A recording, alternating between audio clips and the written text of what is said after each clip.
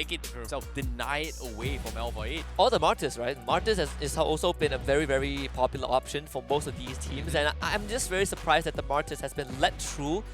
Sometimes not even banned, but just no teams consider it because we saw these jungle picks going to the last phase, and Martis just doesn't feel like that last pick material. Well, it seems to be the case as well, but once again, ALVA 8 just preferring on the red side all the way through. And MHRLK Esports now going to be in a situation where they're going for identical there we ban, go. but this time, finally, they will respect the Arlot. And it makes so much sense because the final swing coming in from, the final stash coming from Haran Shiki in the previous game was one of the demise of MHRLK Esports. Every single time they try to set out a play, it didn't exactly work out. However, knowing that this time, without the Arlot and only the Fredrin available, maybe, just maybe. Well, Fredrin is no more. Oh, yeah, now with two of these heroes completely denied, and if they are able to mirror the same sort of game styles and play style from game number 1, just maybe the Fanny might work out for game 3. I think we're looking at the Martis angle right now, right, for MHRLK. It feels like when you take out the Fredrin and you want to go for a jungle first pick and Fredrin is not in the pool and the Lancelot gets banned, this has to be either a Kaja. Well, Farmis is also a Kaja, Farmis, Martis. There are some decent angles for them to go for, but I think for MHRLK, you're probably looking at a Farmis opening. Yeah, I think Faramis is going to be the safe bet coming from MHRLK Esports, right? It's either Faramis, either Valentina. Yves is not right up there, but I think Martis also should be up there as well in this composition. So MHRLK Esports, they have to make the option. Do they go for it? Because I feel like the safest bet right now is just to play the Faramis, maybe keep it open for a potential roaming possibility for MHRLK, and then play around that composition. Yeah, you can go for the Farmis and then, yeah, there it is, Farmis opening, then you can flex it, but at the same time, if ALVA doesn't take that Martis away, suddenly it becomes a very, very good option for MHRLK. You have all these incredibly strong anti-CC, close quarter combat, team fights. You have a way to get onto this this Valentina, which we haven't seen for a long, long time. Counter call Alta, I suppose, but I want to see that Kaja. I think that is something that ALVA needs to kind of consider. But overall, it's more of a red pill, blue pill. If you take Kaja, then Martis goes over to MHRLK. No, I think this is where Kaja is in a very awkward position, right? If you want to go for a push and pull effect, obviously, we've seen teams kind of play Faramis, Digi before. Sometimes it's a hit or miss, but we've seen teams play Faramis with glue. So this is something that I think ALVA 8 has to deny it away. Obviously, it's going to happen as well. S-tier pick on the XP lane, completely denied for zoning tactics. But at the same time, for a Faramis here, this is a pretty even matchup. Yes, he is annoying. You won't be able to go for the pool strategy, but there are still multiple heroes that can resemble that. In this case, Franco is going to be one as well. Digi is also going to be another one that actually has a kind of pull and push and pull strategy. Digi also going to be very, very annoying in that regards. But so far, we haven't seen the Digi Faramis strategy for a couple patch after the nerfs coming in from Faramis. So I don't think they would risk playing that, considering the ALVA 8 can mirror it up. But I agree, the Kaja seems to be a better choice for MHRLK. Yes. A lot of catch for MHRLK, a lot of single target catch from them, but you are also opening up decent options for Eliora on this Valentina. Right now, you have the Cult Altar, you can steal, you can take the Divine Judgment. That's where the Martis goes over to ALVA 8. I personally do prefer to see that Martis first on MHRLK, and then we talk about gold laners, the marksman on the second phase. But priorities for MHRLK is to secure the Melissa, maybe because there's a glue, maybe they're worried that ALVA 8 is going to pick a dive comp.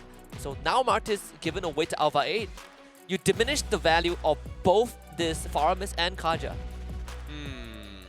Yeah, I think the Martis here is just good in the sense where it's just very, very annoying to deal with. But at the same time, I don't think the Martis is a big threat against MHRLK Esports composition. And why do I think that is that, yes, they do have some sort of armor shredding coming in from, sorry, not armor shredding, some sort of wave clear actually due with the 10 HP coming in. But with one wrong move, he is going to get punished very, very heavily from this composition from MHRLK. So I guess, to a certain degree, it's still pretty 50-50 in the drafts. I like that both sides has adaptations, but the Hanzo ban coming from ALVA 8, this is where things get a little bit interesting because MHRLK, Calvin can actually bring that to the table. But based on what I'm seeing here, I just think maybe if they want to double down on Fanny again, it isn't too bad for MHRLK Esports. Fanny into a Martis? Last time we saw now it. that I think about it, Last no, time we saw it absolutely is, not. You can't really play around the counter altar as well, so It's a maybe horrible not. idea, right? Like Horrible, terrible idea. the smartest with the with the Shura, he has 3 instances to cancel iron cables. It makes life of Fanny too hard. I think it's a risk that MHRLK probably don't want to take. Again, right, when you're running the farmers, you generally want to stick with the farmers. Jungler's prop. Now it feels like the Arkai is not too bad of a choice, but if Arkai is the case, then MHRLK severely lacks damage, and it is a worry. Yeah, I think that's going to be the case as well. I think MHRLK Esports might be leaning on towards a potential higher booster for themselves. Not personally a big fan of it, but at the same time, they need somebody in the front lines of the jungle vicinity. So in this case, Arkai is pretty much counterproductive for what the counter kind of sets out to do, right? So they definitely need... I think Karina tank isn't too bad. It's not a big preference for me. Oh my god, with the Kufra coming in, Karina's life is going to get a little bit more difficult here for ALVA 8. So they're expecting MHRLK to go for the Fanny. So picking the Kufra as a defensive matchup kind of limits a lot of the assassin junglers coming from MHRLK Esports. And pretty much, I think there's only like what? Maybe Derov, maybe even a Yin if they wanted to go for. I don't see the Yin coming from MHRLK. Lapu Lapu, I guess, is the best choice. A lot of XP, but the jungle, that's the thing. Jungle, yeah, it's tough. They've got a pretty decent ones, but they need an even stronger one in the front line. And what can I think of? Baraz, but even Baraz is way too slow to keep up with ALVA 8. So Yeah, they actually go for the Karina. No choice, apparently. Just to stack it out with the Divine Judgment, I'm not a big fan of this composition, but if this is a tank Karina, it makes sense. It helps the team, but if it goes for damage, they don't really have a lot of strong frontliners, and ALVA 8 will be able to pick them apart. This is a problem for MHRLK Esports. I don't think MHRLK Esports even want to team fight with this comp, right? Like Yeah. It's, sure, you have the farmers, but you look at what ALVA 8 has, and again, the value of this farmers and Kaja just gets diminished thanks to this robust triple frontline from ALVA 8, the CC immunity. Oh my god. This Claude. final pick, the Claude, right? Yeah. The Claude was also still. Claude is pretty much one of the greatest one to deal with it. It's either the Claude or the... I guess the Brody isn't the too bad Melissa, also. but okay, they're going for the Brody. Going for a little bit of poke here to actually deal with the Karina. I guess that's going to be a way to actually deal with it for ALVA 8. Very scary, strong opening coming from ALVA 8. Meanwhile, MHRLK Esports tries to go for a little bit of a risky gamble to play around the Count Altar. Hopefully, it is going to work out in their favor. Yeah, this is going to be, again, the Close. final game for one of these teams. ALVA 8, definitely not, not the team that wants to be in this position, but they had to take on GameLab, and the fact that they were able to take out MHRLK Esports early on gives them a bit of hope, and this draft gives everyone who supports ALVA 8 a belief that maybe they can beat MHRLK. Well, this is where things are going to get a little bit interesting as well, because one of these teams are going to be eliminated by the end of this series. The decider match comes in with ALVA 8 tying the score in game number 2, bringing it into its game number 3. The decider match of this lower bracket semi-finals. Ladies and gentlemen, this is game 3 for MHRLK Esports versus ALVA 8. Philippines versus Indonesia. A lot of emphasis. We've seen examples of Karina. I believe that one was from AA Esports. Love to run the Karina. Karina always gets a hit, but her getting a hit alone isn't enough to win you the game, and that is kind of the characteristic of this assassin, right? Late game, you really fall off, and in this scenario, do you really want to go for the tank? Like MHRLK, they're lacking tank, but they're also lacking damage. Yeah, at the same time, I understand that the Melissa coming from MHRLK is much a denial pick from ALVA 8. I'm just surprised it didn't double down with the Claude. Claude is just one of the greatest ways to actually deal with the Cloud Altar. But now here's some stats for Eliora, the MVP for game number 2 with his Farsa plays. This time bringing in a Valentina. Oh! Hopefully it's going to be a little bit better. When you look for Aaron Shiki, Daiso! So one last auto attack for the first blood. MHRLK off to a great start. And the fact that they were able to take out the Brody adds on so much value. The lane bully himself going down. Yeah, this is where things gonna get a little bit interesting as well. MHRLK not playing around anymore. Kelvin gonna try and dodge his fight against the Tupai very soon. The counter engagement comes in, but he will be able to retreat the jungle away, denying Zion a little bit of those resources coming in. But with about 10 seconds left before the turtle actually spawns, MHRLK, they're not in position to contest, but ALVA, they're setting up an ambush to actually push and shove the lane down bottom. So this is going to be a late rotation coming from MHRLK for this next engagement. CJ still has that ult to work with, and of course, Axian starting on the turtle. CJ going in, instantly gets crowd control, forced to flicker to safety. And that is a big advantage for ALVA. Now they've been forcing this Lapu away. Calvin shows up. Jirachi not really the target though. He's way too tanky. And there it is. Windsmoke right into the midst of things. The call ultra keeping MHRLK alive for a bit longer. Eliora steals the ultimate away. And it's his turn to return that favor. MHRLK Esports basically getting fed their own medicine. Oh my goodness, that was a complete stalemate, and as of yet, you can see Zion now a little bit more confident going for those invades. MHRLK gonna get completely demolished in this game so far. But with that being said, that's gonna be the orange buff stolen away from MHRLK Esports. Meanwhile, bottom side, CJ needs to make a little bit more space for his team here, but it's gonna be tough with this Lapu. But with the top side being set here, ALVA having a little bit more confidence compared to the game, and all eyes are going to be up on Windsmoke, whether or not he sets up those counter big plays, because as of yet, MHRLK for NIX, we haven't seen that Divine Judgment catch yet. And even if you catch someone, if the call altar was stolen, it doesn't make too much of a difference, right? MHRLK, the biggest weakness for this draft is you don't want a team fight, but with how ALVA has been taking these fights, they will force you. They will suck you in to go for those 5v5 battles, and it's just not something that MHRLK cannot win. Torn apart memory used. They were able to kidnap Windsmoke, finally taking him down. Now CY in the front line against Shiki. Kelvin coming through with the backup. Daiso using the call ultra preemptively, keeping his team alive. XTN not getting any executes. Oh boy, this is going to be a little bit of a difficult task coming in from MHRLK Esports, because as of yet, ALVA just playing this very, very slowly compared to before. But with the counter altar coming in, MHRLK won't be able to take advantage of this Faramis composition, because as of yet, they have to play this a bit slow. They've got CY on this Melissa, but eventually he's going to be the ones that actually chunk through the counter altar. This is where ALVA is going to play this slow. Windsmoke looking for the catch, but they don't seem to be in position to fight at all, as they need to buy time for the team. And because as of now, MHRLK, they don't have the tools to actually challenge ALVA into back line. So they need to play a little bit slow and wait for this Melissa to pop off. And once this happens, Zion won't be able to do too much. In this case, they are zoning MHRLK from ALVA. And Jirachi himself again, 5v5 is in favor of ALVA. Eliora securing the turtle, and NIX able to barely get out, but burns down to Windsmoke anyways. So ALVA just getting everything that they want. Yep.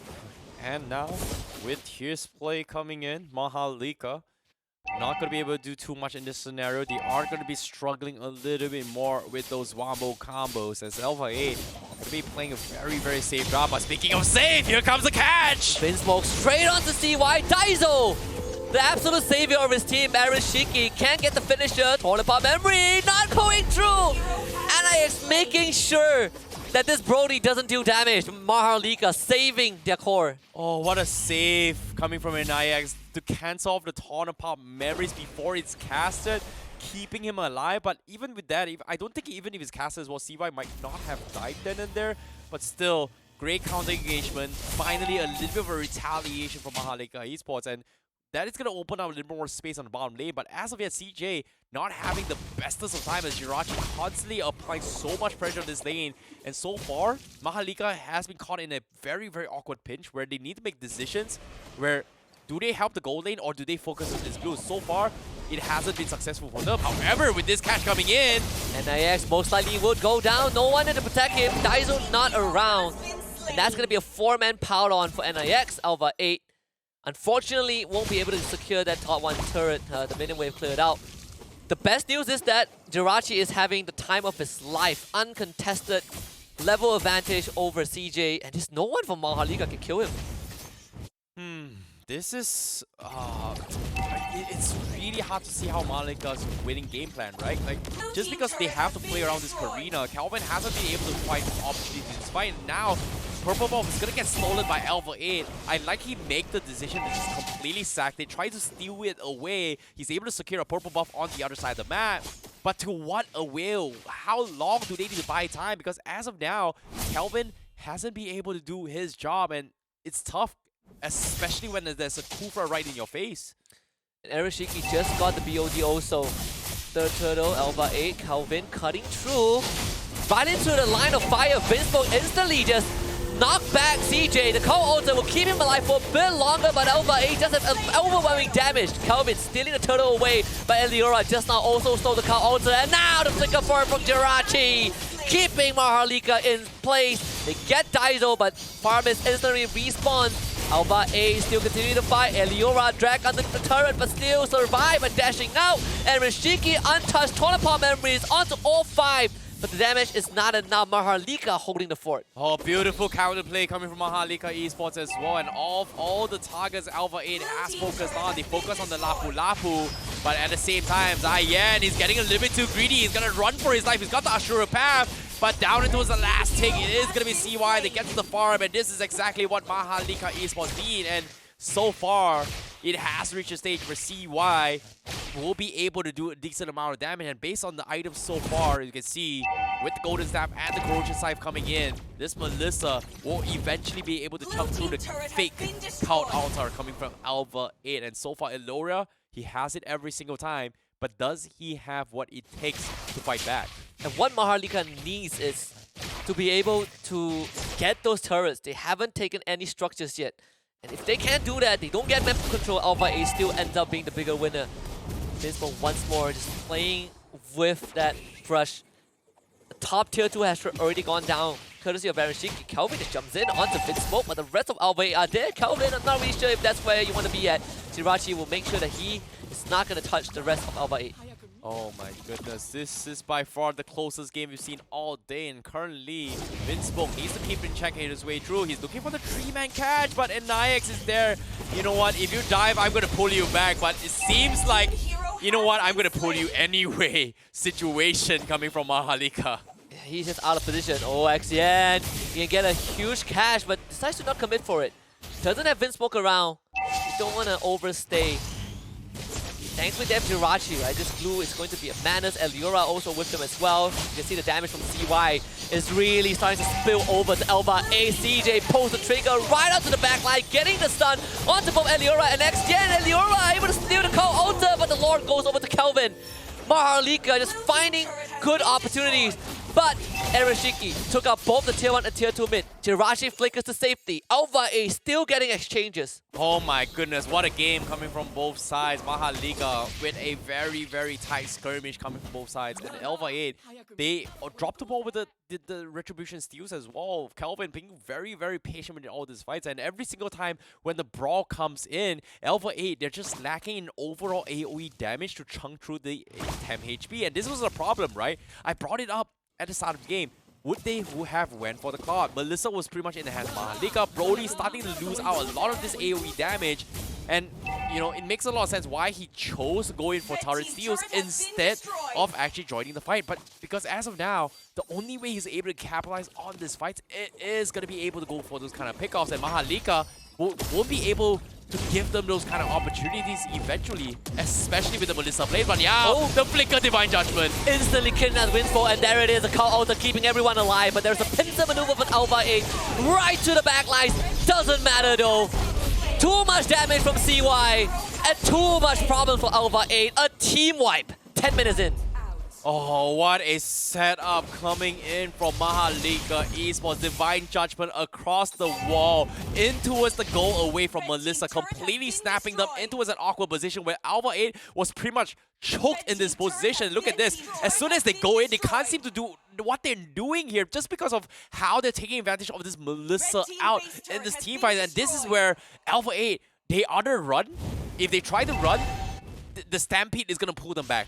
If they don't run, they are going to get picked apart by this Melissa, and they're just completely discombobulated in that fight. So A beautiful combo coming from MHRLK. They were waiting for the right time. This is pretty much go time for them. And you also brought up, right, the lack of the quad. That Blazing Duet would have made so much difference. And we start to see kind of there's a weird piece of puzzle coming from this Brody. It doesn't really fit into the big picture of ALVA 8. And MHRLK Esports winning a 5v5 team fight, something that I wouldn't have imagined to happen. But right now, they are in the lead with a 3,000 net worth advantage. CJ completely recovered from that early deficit. CY top of the network chart. Oh boy, this is going to be a little bit difficult as well, but as you can see, Jirachi, they are going to pull Calvin back. This is Karina we're doing for as well. They need to quickly kill him off, but the count-out saves the day, keeps him alive. They are going to try and extend the fight. They're all discombobulated, but CY will pick them off one by one. The count-out comes in, but Illura, he gets pulled back by the Shadow Stampede. That's going to be a double kill for CY as MHRLK Esports looking to close out the series, knocking ALVA 8, and with only Zion back and Vinsmoke, there's only so much he can do. Zion is down towards 1 HP, Calvin will finish him off, and now Vinsmoke left alone to defend, but there's no hope for them as MHRLK Esports bounce back, takes the game, takes the series, kicks them out of the tournament. 3 Filipino teams in the top 4. MHRLK Esports will join GameLab and Euphoria Esports. That's a fantastic way to close out this evening. Indonesia down to their last legs. 2 more hopefuls remain, but unfortunately only one of them